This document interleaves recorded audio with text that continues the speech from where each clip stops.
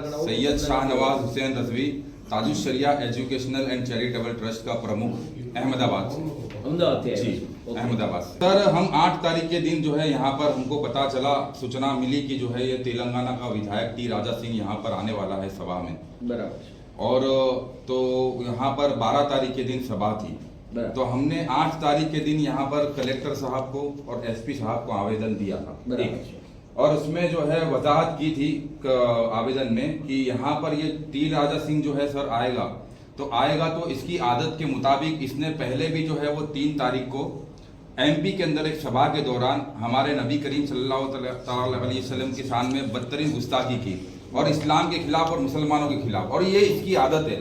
और हर जगह जहाँ पर भी ये सभा करता है वहाँ पर मुसलमानों को गालियाँ देता है और दूसरे धर्म के खिलाफ टिप्पणियाँ करता है और जो है वो इस्लाम के खिलाफ बोलता है, हमारे नबी की शान में गुस्ताखी करता है।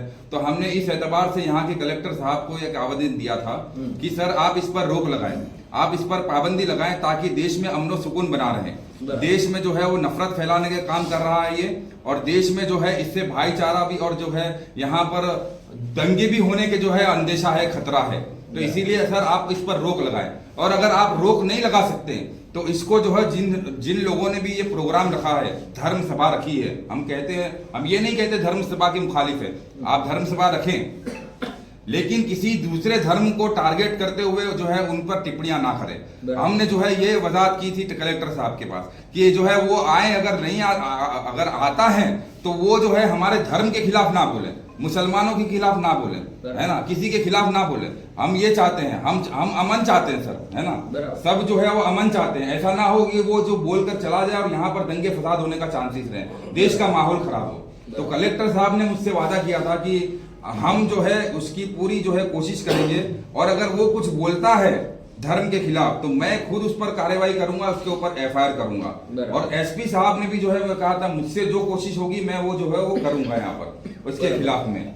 फिर भी जो है सर इतना सब होने के बावजूद भी ना कलेक्टर साहब ने कोई एक्शन लिया, ना तो पुलिस प्रशासन ने कोई एक्शन लिया, ना एसपी साहब ने कोई एक्शन लिया। और वो 12 तारीख के दिन यहाँ पर आया और इसने पूरे अपने बयान में सिर्फ और सिर्फ जो है मुसलमानों को गालियां दी, पूरे बयान में सर मुसलमानों को गालियां दी, इस्लाम धर्म को टारगेट किया, मौलवी, मुल्ला और कटवा और जिहादी, लव जिहादी, ये जिहादी, लैंड जिहादी, और बाद में उसने हमारे नबी की शान में भी गुस्ताखी की। और बाद में जो है वहां पर तलवारें भी लहराई गई, वहां पर जो है प्रोग्राम में तलवार, हत्ता के सब पुलिस प्रशासन वहां पर मौजूद था, लेकिन फिर भी पुलिस की ताकत नहीं हुई कि उसको रोके। चूंकि सर जो है वहां पर वो अलल ऐलान जो है पुलिस को धमकी दे रहा है कि हम 6 महीने के लिए आप लोग यहां से हट जाए और हम मुझे बिठा दो यहां पर, फिर देखो मैं नो एफआईआर नो कंप्लेंट करूंगा। तो ये पुलिस प्रशासन को भी धमकी है। तो पुलिस प्रशासन वहां पर देख करके खामोशी इख्तियार कर रहा था। तो कहीं से ये भी साबित होता है कि पुलिस प्रशासन भी जो है वो दबी हुई है गवर्नमेंट से, और दबी हुई है और प्रेशर में है कि ये पुलिस प्रशासन अपना काम नहीं कर पा रही है ना, संजीदगी से अपना काम नहीं कर पा रही है। तो हमने जो है आज इसी के सामने सर, इसी के मुकाबले में हमारा धर्म का मामला, खासकर जब हमारे नबी की शान में अगर गुस्ताखी होती है, नबी की इज्जत पर बात आती है तो हम बहुत संजीदा है सर। हाँ, तो अब इसके मुकाबले में मैं बताऊं सर आपको कि सलमान अजहरी साहब, यही गुजरात है, यही गुजरात पर सलमान अजहरी साहब ने कुछ नहीं किया, अपना किसी धर्म के खिलाफ बोला, सिर्फ एक शेर कहने की बुनियाद पर उनके ऊपर 3 एफआईआर कर दी गई, 3 एफआईआर कर दी गई। और જામ એક જો છે જુનાગઢમાં થઈ, મોડાસામાં થઈ અને એક જામનગરમાં થઈ। 3 एफआईआर हुई, और 3 एफआईआर करने के बावजूद भी दिल नहीं भरा, तो जो है वो कलेक्टर से जो है वो लेकर के पासा एक्ट लगा दिया, और पासा एक्ट लगा करके जो उनको 10 महीने तक जो है जेल में रखा, और उन पर इतना तशद्दुद किया गया, इतना जुल्म।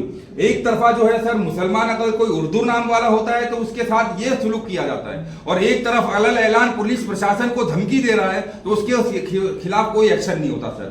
जबकि हमने पहले इससे आगाह किया था कि ऐसा होना का चांसेस है, ये खतरा है जो है यहाँ पर, ये होने के चांसेस हैं यहाँ पर आकर के जो है, फिर भी जो है कोई एक्शन नहीं लिया गया।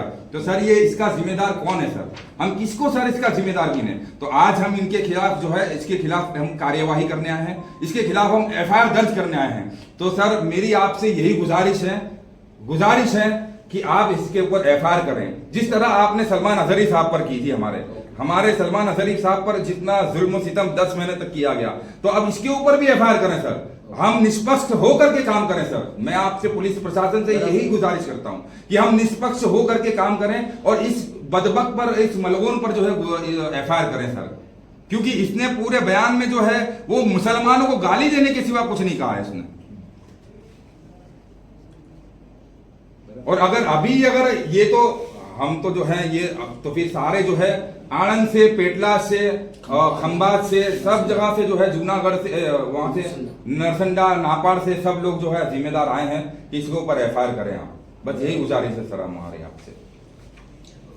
हमको सर जानवा जो मत करें, ये मेरी जो है जूती घसा गई है पुलिस स्टेशन के चक्कर खा खा सलमान साहब तो को मैं सबसे उसके लिए एफआईआर करने दी, उसने गुस्ताखी करी, उसके लिए एफआईआर कर रहे हैं। हाँ દરેકને કોઈને પણ કાંઈ કહેવું હોય છે तो તો એમાં કોઈ વાંધો નથી, પણ उसने ખાલી કહેવાનું એટલું છે। मेरा कहने का मतलब यही है, सलमान शरीफ साहब पर तात्कालिक एक्शन लिया गया तो इस पर भी तात्कालिक एक्शन लिया जाए। मैं ये कहना चाहता हूँ कि इसने जो है धर्म के खिलाफ बोला तो બરાબર। बस मेरी यही गुजारिश है आपसे। બીજા કોઈને કંઈ કહેવું છે? नहीं બસ सर। એફઆઈઆર કરો, બસ એ જ કહેવું છે। નહીં એટલે बोलना नहीं है सर, मैंने जो भी बोलना था मेरा दिल का हाल मैंने बयान कर दिया आपको सर। તમે સાચું